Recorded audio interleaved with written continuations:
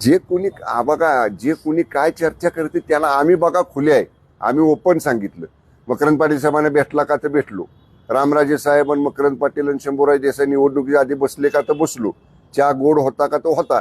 आम्ही दडवून काय करतच नाही ना, आम्ही उघड करतो, उघड चर्चा करतो. कुठं काळा भेट, आम्ही बरोबरच होतो ना मिटिंगला. नाही घेतली ना त्यांनी, म्हणले नुसतं. त्यांनी तिथं मिठी मारली असती तर मी पण मारली असते मिठी. ते नुसतं म्हणतात हो, ते कसं आहे, बोलणं वेगळं आणि कृती वेगळी असं आहे ते. माझ्या हातातच नाही निर्णय घ्यायचं, निर्णय घेणार आहे आमची सृष्टी पक्षाची. आम्ही फक्त कम्युनिकेशन करणार सदस्यांचं मत. भाजपच्या स्पेसिफिक नेत्यांच्या बाबतीतली नाराजी आहे का भाजपची नाराजी, काय सांगणार म्हणजे? हे जे तुमची नाराजी तुम्ही बोलून दाखवा.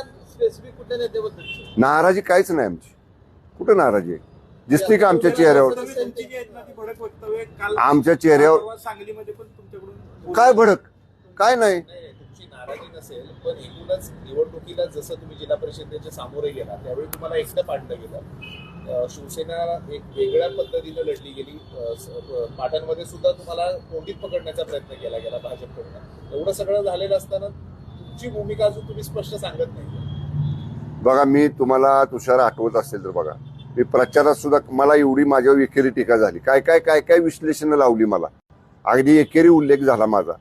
पण तरी मी आणि माझ्या कार्यकर्त्यांनी संयम पाळून आम्ही काय म्हणलं, ह्याला उत्तर आम्ही 9 तारखेच्या निकालात देऊ. आणि ते परफेक्ट उत्तर दिलं ना माझ्या जनतेनं, मी नाही दिलं, आमच्या जनतेनं दिलं उत्तर.